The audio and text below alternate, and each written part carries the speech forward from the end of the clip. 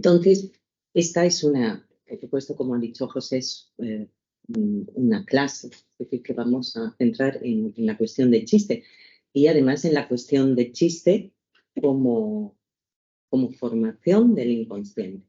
Pues vamos primero a una definición de la RAE.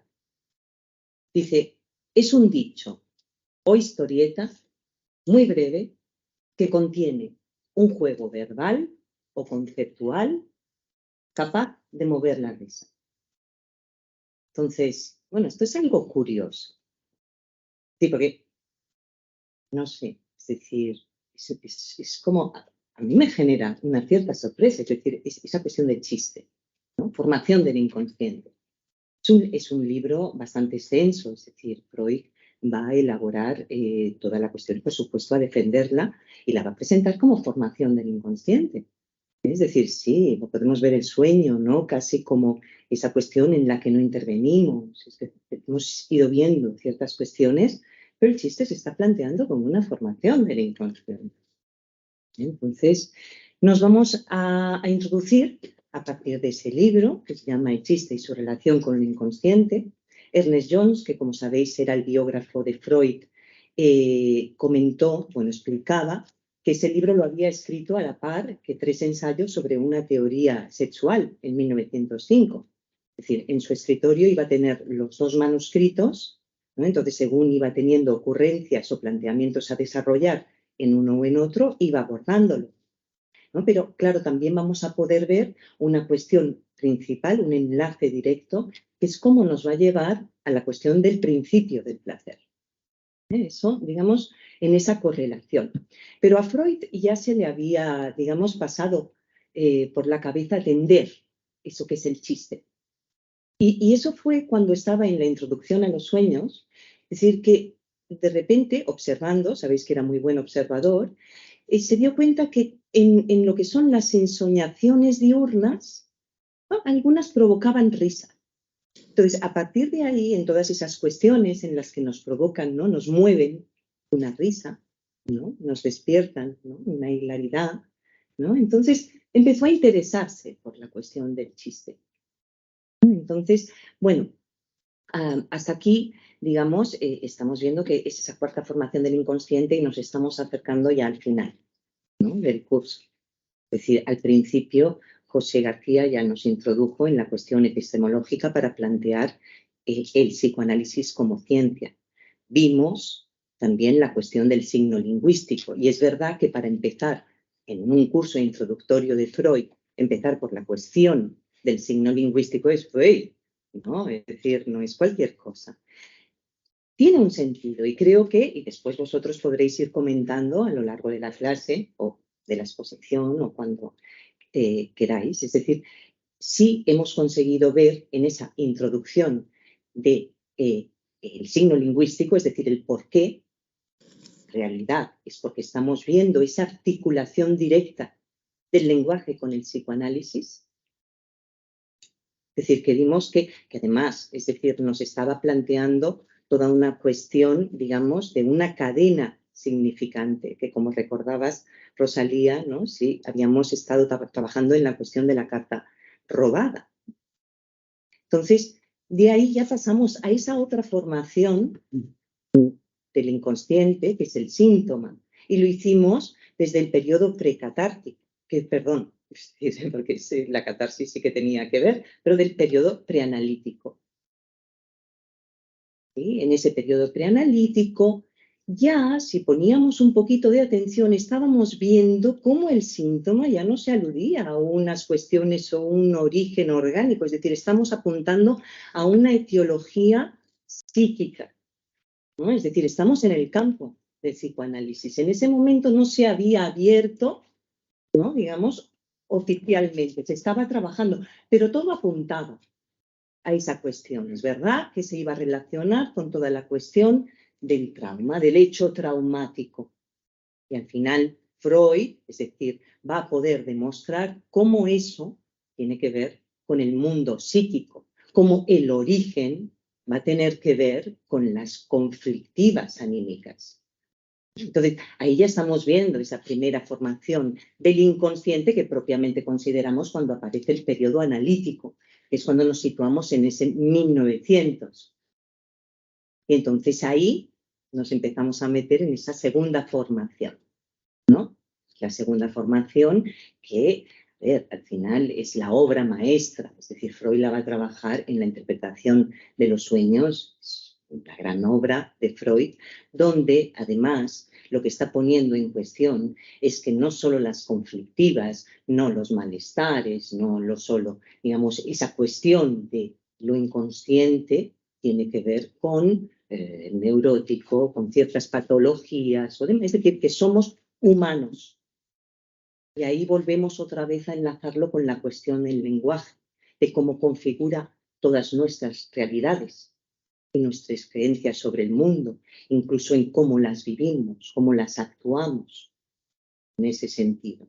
Y después, ya últimamente hemos estado abordando la cuestión de los actos fallidos, a diferencia de los sueños, que decimos, bueno, sí, todos soñamos, bueno, sí, todos tenemos inconsciente, sí, sí, si es que le damos el sí, ¿no? Si hacemos esa obertura, porque todo nos apuntaba a que eso tiene un sentido. Es decir, vimos que en los actos fallidos también detrás de eso que aparece como manifiesto, que en ese caso del fallido era el resbalón, eso que se cuela cuando estamos pensando que somos seres racionales, que todo lo tenemos bajo control y que queremos decir lo que queremos decir y que decimos lo que queremos decir. Entonces nos encontramos con esos resbalones. Esos son en la vida despierta. Pero claro, ahora vamos al chiste. Vamos a ver cómo, ¿no?, de alguna manera va articulando esa cuestión de considerarla, esa cuarta formación del inconsciente. Porque el chiste, además, digamos, lo que hace es destacar una actividad, vamos a decir, ¿no? Requiere de actividad. Más allá, es decir, en eso se diferencia tanto del sueño, que se plantea, digamos, casi como una alucinación, ¿no? Nos emergen las imágenes, y como también del acto fallido, que de repente, no, yo no quería decir eso. Bueno, existe, hay una actividad. Entonces, vale, vamos a situarnos un poquito desde cómo va a plantearlo Freud, que como sabéis, solía, digamos, hacer investigaciones extensas sobre lo escrito hasta el momento. Entonces, Freud va a hacer esa misma lectura de todas las investigaciones que se han hecho en relación al chiste.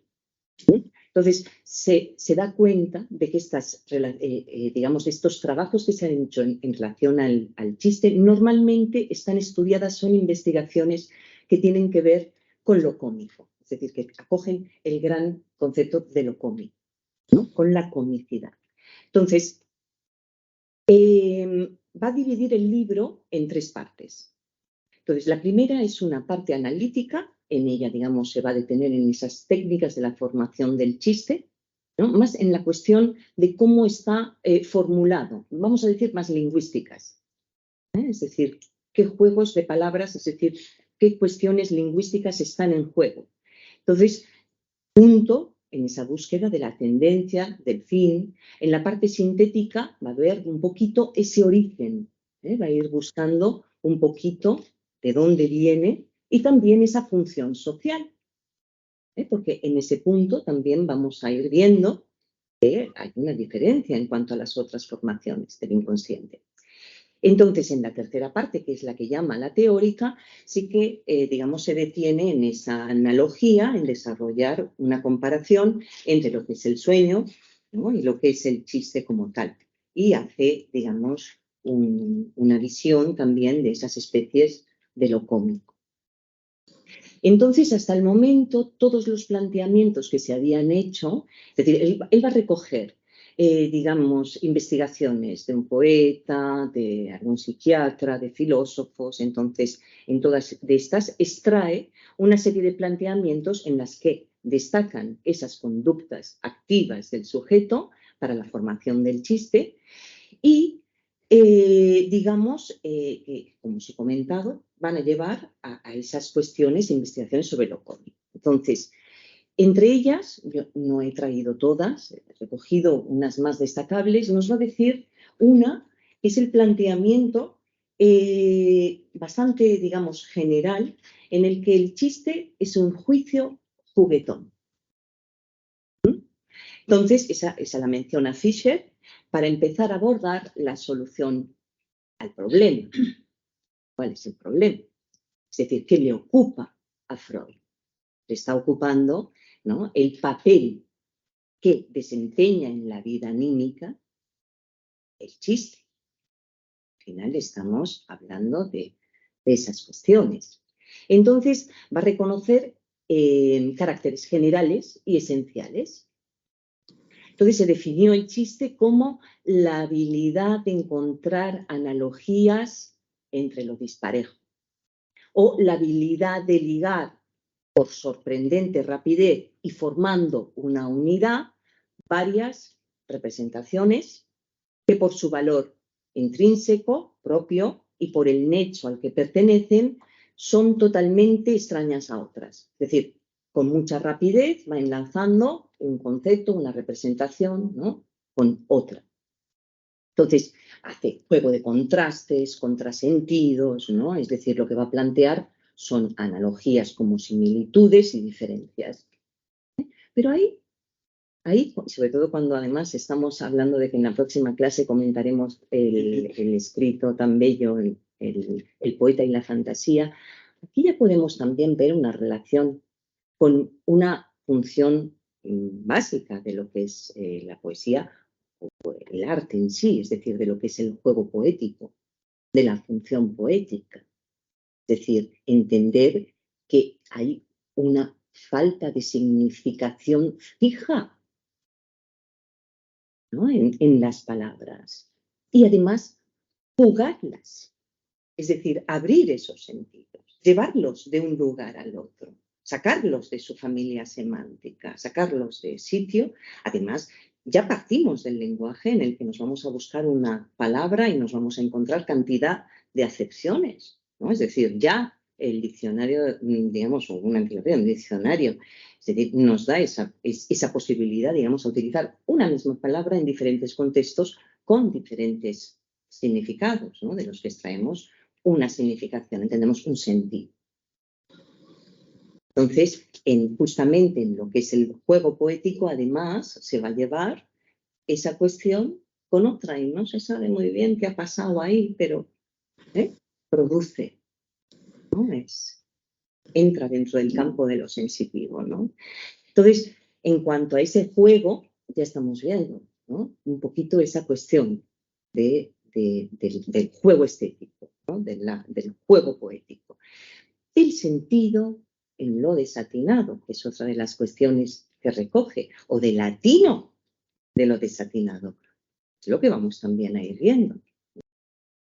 Entonces, esa cuestión, esa misma equivalencia entre sueño y chiste, ya empezamos también a poder verla, más allá de esta, digamos, ese pequeño paréntesis que hice para enlazar con la cuestión del poeta, entre el mismo sueño y el chiste, ¿no? Es decir, porque estábamos viendo que en el sueño siempre hay un juego con lo absurdo de alguna manera, que después vimos, es decir, que si aparece, es decir, le encanta, parece que al inconsciente eso de coger una cosa y tal, y dice, si es porque sí. No, es verdad que cantidad de sueños tienen esa apariencia de absurdo, y hemos tenido la ocasión de dedicarnos a unos cuantos para ir viendo cómo ese aparenta, ¿no?, en ese contenido manifiesto. Veíamos después cómo en toda la asociación del contenido ideológico, ¿no?, de lo latente, podíamos llegar a sentidos que estaban relacionados con el deseo.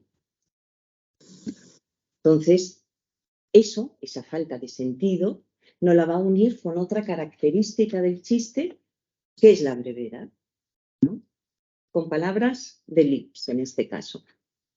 El chiste dice lo que ha de decir, no siempre en pocas palabras, pero sí en menos de las necesarias. Entonces, ¿para qué desde Fischner, otro autor, hace surgir algo oculto o escondido.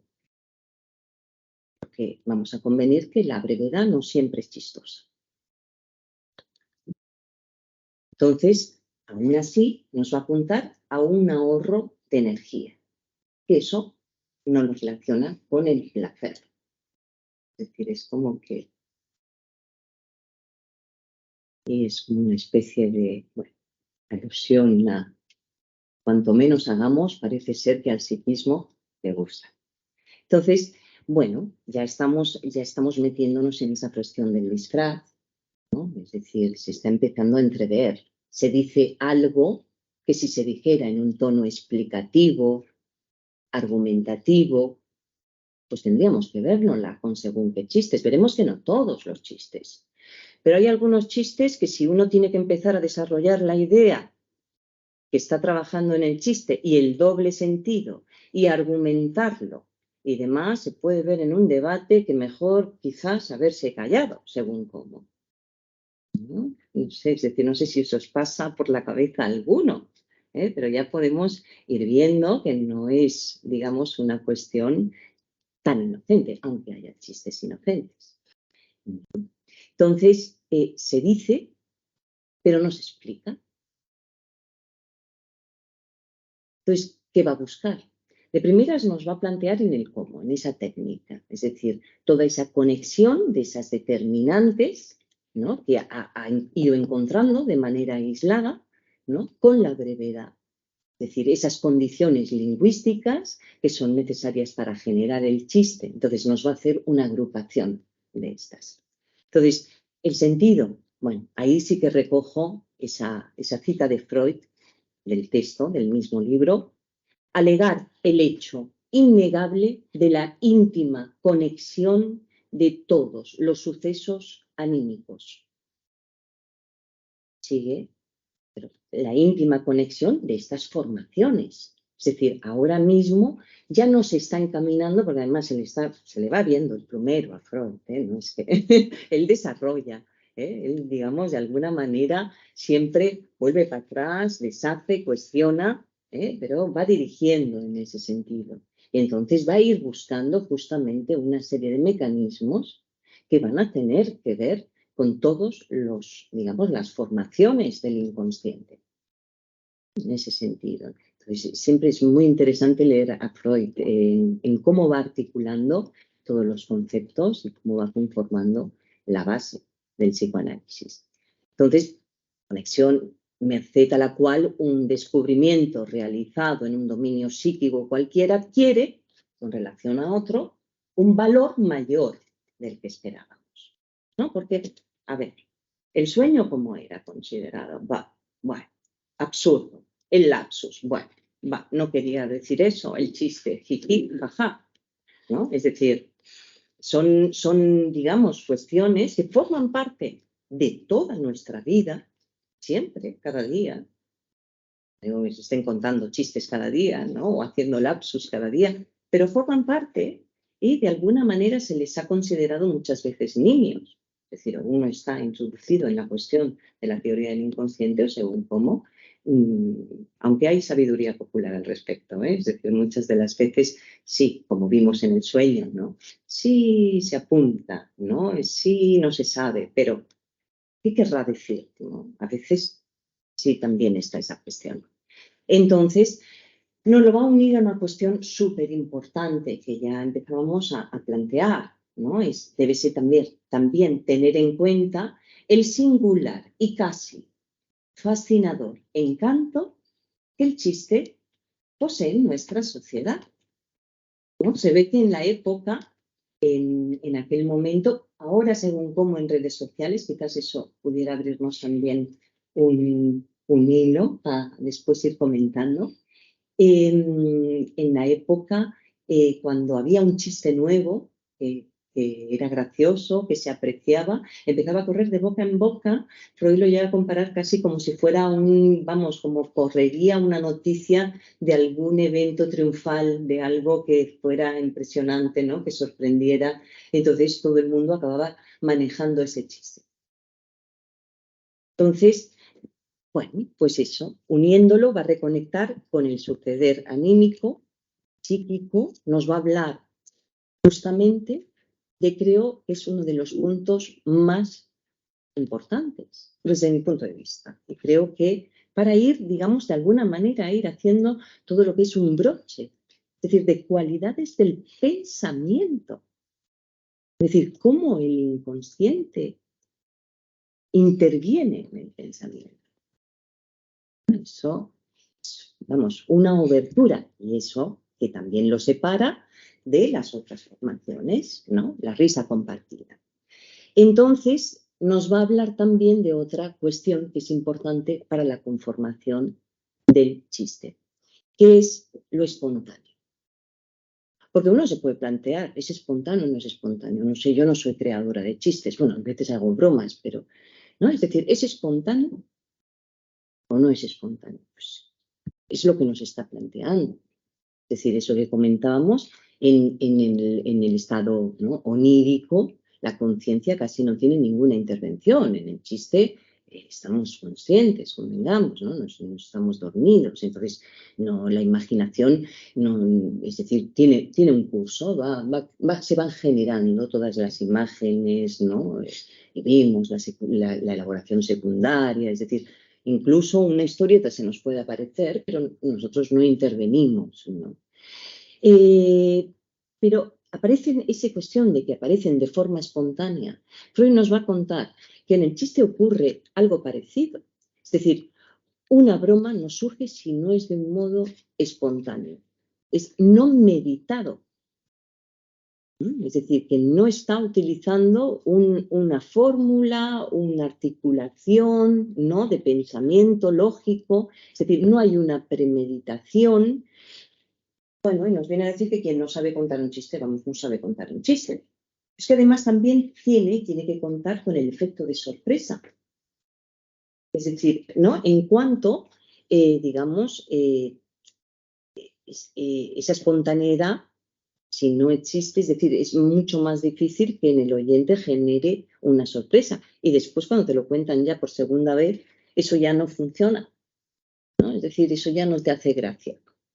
Entonces, va a señalar también, digamos, en relación, esa característica del desconcierto y el esclarecimiento, ¿no? Como en dos pasos, ¿no? Ahí recurre a Kant, que en relación al chiste dice que la singular cualidad de lo cómico es que no podemos engañar más que un momento. Y ahí podemos volver a enlazar con la cuestión del juego, porque los niños se inician en el juego cuando empiezan a poner la cuestión del lenguaje en marcha, es decir, cuando empiezan a articular el habla. Y estamos apuntando siempre a una cuestión de más allá. Entonces, a partir de ahí juegan. Y ya veremos que además juegan bien seriamente. Es decir, no es que se crean que eso que están jugando es una realidad. No, no. Se lo toman en serio.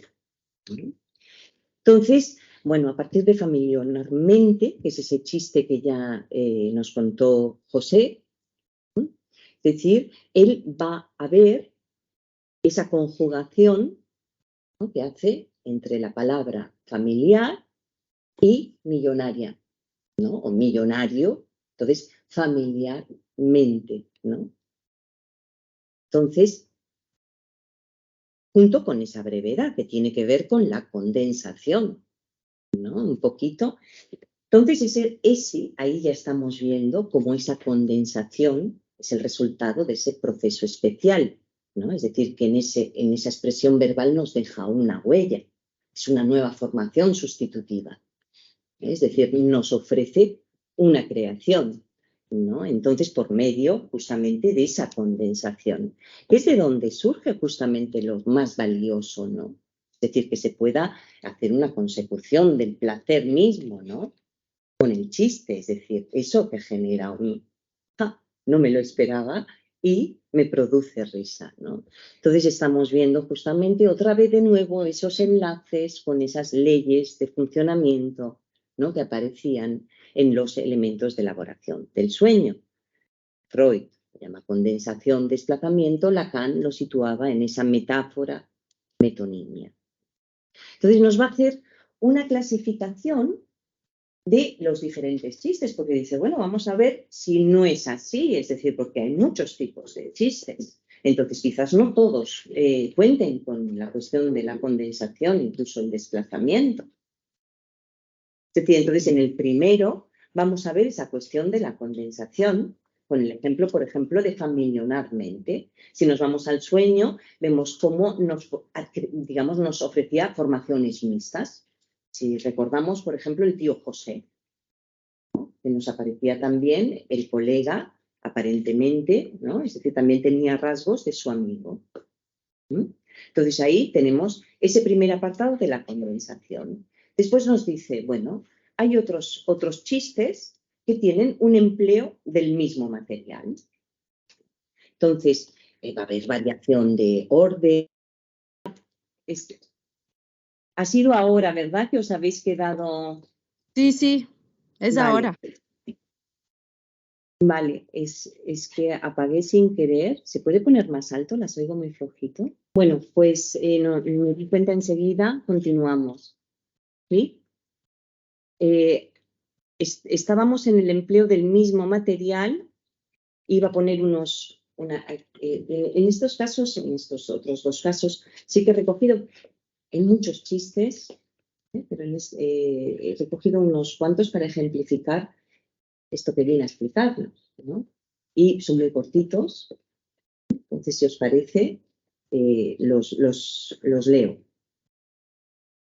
Y vamos a poder ver todos esos juegos con el lenguaje. En este caso estaríamos en el empleo del mismo material.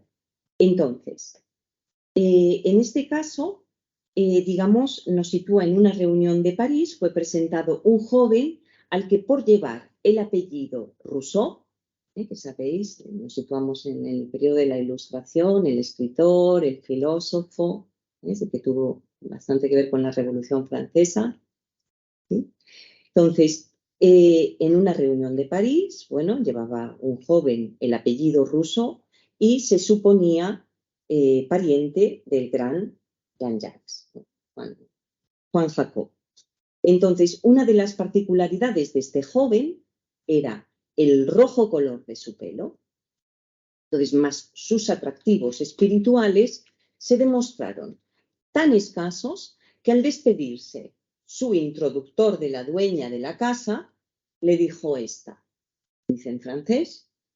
Entonces le va a decir, lo traduzco al español directamente, has presentado a un joven, en este caso sí os voy a decir la palabra en francés, porque es que está jugando justamente como suena Rousseau, Rousseau, entonces sería digamos, el escritor, y entonces roux es rojo, so es tonto. Entonces, has presentado a un joven roux et sot, es decir, rojo y tonto, pero no a un Rousseau, ¿vale? Todos se habían hecho, digamos, como expectativas, ¿no? Al oír el apellido. Entonces, ahí estaríamos viendo cómo se emplea el mismo material, ¿no? Y cómo se le está dando otra significación muy diferente. Entonces, vamos al siguiente, porque aquí están como medio seguiditos. Vale, aquí le dedica un tiempo. Voy a ver las páginas. Vale, este también tiene su qué. Además, lo bonito de estos es que justamente se pone en juego esa espontaneidad de la que hablábamos. Es decir, son en situaciones que han ocurrido, es decir, de interlocutor a interlocutor. Es decir, que podemos decir, ¿no? Qué juego es el ingenio, ¿no? Cómo se dicen las cosas, además tan educadamente. Entonces, con esto, digamos, una dama italiana se vengó, estamos ya dirigiendo la cuestión, de una impertinencia de Napoleón I, el cual le dijo, en este caso es en italiano, en un baile de corte, llamando su atención hacia sus compatriotas, los italianos, les decía, tutti gli italiani bailan. Y entonces la señora le responde en el acto, non tutti, ma buona parte. ¿No? Ahí, es decir, justamente toma como, hubiera estado bien ver la cara de Napoleón primero en ese caso, y porque llega directo. Entonces, después nos vamos, pasamos a otro bueno, pues ahí hay un juego justamente también en el que se desglosa, ¿no? Y se le da la vuelta al sentido. Es decir, en ocasión de representarse en Berlín la tragedia griega Antígona, que allí se ve que es Antígone, no sé cómo se pronuncia, pero aquí está escrito Antígone, ¿no? Entonces, reprochó la crítica que se había despojado a esta obra de todo su carácter antiguo.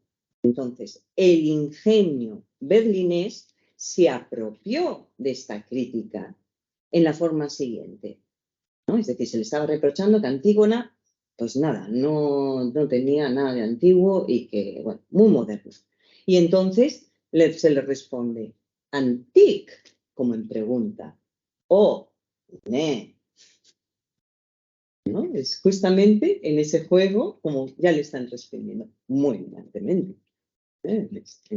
Es ahí. Entonces, también nos plantea una tercera clasificación en la que empieza a matices, es decir, hay subdivisiones del doble sentido. Entonces, en este caso, nos vamos también a dos o tres chiquitinos como estos. Uno dice, uno de los primeros actos de Napoleón III al asumir el poder fue la confiscación de los bienes de la Casa de Orleans. Nos situamos, Napoleón III asume el poder y entonces lo primero que hace es confiscar. Y entonces ese acto dio origen a un excelente juego de palabras. En este caso, digamos, el premier, ¿no? Es el primer vuelo del águila, ¿no? El vol en francés, es decir, va a jugar con el doble sentido, ¿no? Es vuelo y es robo. Entonces ahí, robo. Sí, sí, digamos, tiene esas dos acepciones. Entonces ahí justamente pues las utiliza. En el siguiente, en una ocasión, quiso Luis XV poner a prueba el ingenio de uno de sus cortesanos y le ordenó que hiciera un chiste sobre su propia real persona. Luis XV quería tener un chiste en el que él saliera. Además, ándate con cuidado, porque claro, tiene que gustarle. O sea, me refiero. Ese no se andaba con bromas. Entonces, el mismo monarca quería ser sujeto, que es sujet, del chiste. Y entonces el cortesano le responde, señor. Entonces, sujet aquí, vamos a decirlo, tiene también dos sentidos, ¿no? Estamos en que es sujeto, que quiero ser protagonista, ¿no? Quiero ser el sujeto, ¿no? Del chiste, y también es un súbdito. Entonces, el cortesano le responde, señor, ¿no? El rey no es un súbdito. Entonces, ¿no? Sale airoso de la circunstancia. Vivo. Vale. Sí, sí. Entonces, después también, para acabar, compensar el del día anterior, un médico que acaba de reconocer a una señora que está enferma, le dice al marido, no me gusta nada. Y el marido se apresura y dice, hace años que a mí tampoco.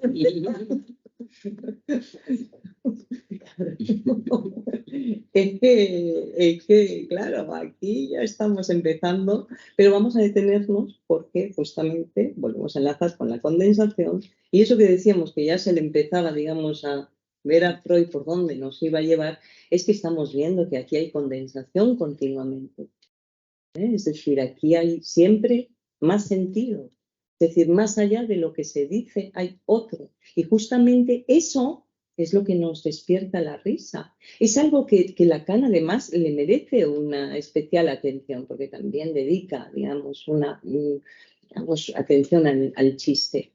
Claro, esa cuestión de que el interlocutor y quien lo expresa, es decir, están viendo que el lenguaje no es certero. Es decir, que no estamos hablando de unas cosas determinadas. Es decir, que siempre estamos, sabiéndolo o no sabiéndolo, diciendo más de lo que pensamos muchas veces. A veces sí sabemos al respecto, ¿no? Pero es esa cuestión de eso, ¿no? Que, digamos, nos pone en bandeja el lenguaje. Entonces, bueno, pues estamos viendo esa condensación como carácter general, unificador, ¿no? Y un proceso de desplazamiento, ¿no? Es decir, estamos viendo como hay unas desviaciones de ese pensamiento considerado normal, ¿no? En cuanto explicativo, vamos a decir, ¿no? O racional. Entonces va a recurrir al príncipe Hamlet, todo parece ser cuestión de economía. ¿Y qué nos ahorramos? Nos ahorramos expresar una crítica, en muchos de los casos, y nos ahorramos formar un juicio, también en muchos de los casos, ¿no? Entonces, estas desviaciones de lo que es el pensamiento considerado normal, racional, ¿no? Es decir, es justamente eso que estábamos destacando, ¿no? Cómo esa intervención del inconsciente en nuestras formulaciones, ¿no? Entonces, no solo son ahorros de energía, sino que también son medios de burla para la censura. Entonces, vimos como en el deseo se desplazaba de una representación para realizarse en otra. En la condensación la veíamos como esa representación 2 en 1, ¿no? 3 en 1, ¿no? Pero tenía una carga afectiva. Iba a contener todas esas cuestiones. Entonces, ambos mecanismos, además, digamos, van a transformar para decir. Y todas las formaciones, de alguna manera, utilizan esas transformaciones también para decir, incluso el síntoma. Es casi como, porque el inconsciente busca transformar. Entonces, es como si supieran que alguien va a poder descifrar o entender. Para eso el campo del psicoanálisis. Entonces, ¿qué hay tras el chiste entonces? ¿No? Como dice Freud, ¿qué hay tras esas palabras que son el material plástico de gran maleabilidad? Entonces, Freud nos va a explicar que hay chistes inocentes, ¿no? Eso tampoco nos va a decir que sean, digamos, faltos de contenido y que pueden generar una serie de risas, pueden ser incluso inteligentes, ¿no? Es decir, y los podemos relacionar justamente con lo ingenioso y un placer que nos produce todo ese juego, que quizás ahí volvemos a enlazar con la cuestión de esa función más estética, cómo nos gusta jugar. Y ese mismo placer que nos conlleva jugar. Pero, digamos, también nos va a decir que hay chistes que clasifica como tendenciosos,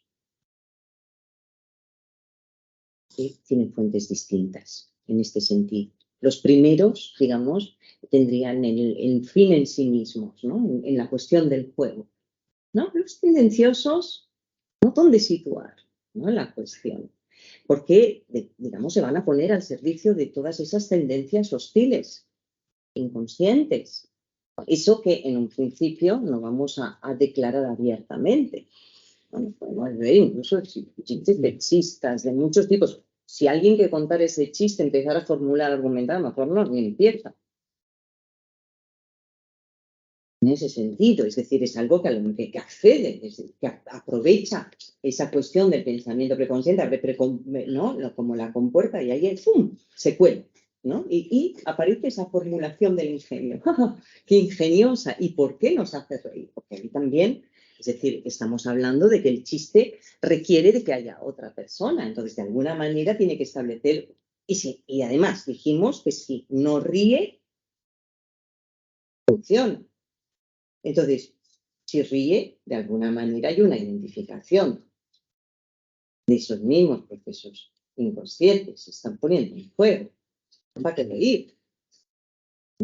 Entonces, claro, estamos viendo, Freud nos lo sitúa en la agresión, en la sátira, incluso chistes de defensa, y también incluye dentro de estas tendencias las obscenas, ¿no? Lo que consideramos los chistes verdes. Todas esas cuestiones de alguna manera, a nivel cultural, también vamos a tener como más digamos, en un sitio comedido. Comportémonos. Entonces, ¿cuáles son los que despiertan más hilaridad? Más risa sonora. Los que hacen reír más. La carcajada. ¿Cuáles son esos que despiertan la carcajada? Vamos a tener que realizar una observación a partir de ahora. A mí me están llegando chistes, aunque sea solo porque estoy preparando o he estado con la cuestión del chiste, me han empezado a ir llegando y no puede ser. Entonces vamos a ir teniendo que ver cuáles son los que la gente se ríe más en ese sentido. Entonces, bueno, lo vamos a ver, por ejemplo, con los chistes de nuestras queridas suegras. Las suegras de los demás. Mejor, ¿no? En ese sentido, vamos a ver justamente cómo ese desplazamiento de la carga agresiva, ¿no?, del sujeto se va a desplazar a un objeto más abstracto. Yo ya no estoy hablando ni de mi suegra, ni menos de la tuya, tampoco según cómo hay que meterse en berenjenales, ¿no? Entonces, se habla del concepto suegra. Entonces, toda esa, digamos, cuestión, esa carga agresiva que se podía tener, incluso hacia más personas, pues puede encontrar una derivación, ¿no?, en el chiste en cuestión. Entonces, ese protagonista nos va a servir para representar a esas personas sobre las que vamos a liberar nuestra agresividad, o nos hubiera gustado, aunque no lo reconozcamos. Pues a veces también está bien, es decir, una de las cuestiones que también veíamos en Freud, como que según cómo pueden hasta generar sorpresa, en cómo de repente él se estaba viendo en ciertas circunstancias en las que podía reconocer cómo, bueno, pues es como que se hubiera vengado de esto o esto otro, es decir, de ciertas cuestiones, bueno, pues que a él le estaban, digamos, al menos cuestionando, cuando estábamos enlazando con las cuestiones de la moralidad, ciertas, ¿no?, digamos, estructuras, ¿no?, de configuración del mundo. Entonces, bueno, ahí ya un poquito para ir, digamos, como acabando, ¿no? Es un poquito en esa cuestión de que somos al final seres pulsionales. Si hablamos de seres pulsionales es porque estamos hablando, más bien hablando, es decir, porque estamos justamente utilizando el lenguaje. Somos humanos y es nuestro medio, y eso incluye la cuestión del consciente, ese ser líquido, ese no responder al instinto. Estamos mediados por la cultura, estamos mediados por lo social. Y entonces, toda esa cuestión, digamos, que sirve, es decir, esa reflexión no existiría si fuéramos llanos, ¿no?, en ese sentido. Entonces, pros y contras de todas las cuestiones, pero según cómo, no sé qué os parecerá a vosotros, pero el chiste podría ser, de alguna manera, una sublimación de todas esas cuestiones. Es decir, o incluso una manera de empezar a elaborarlas.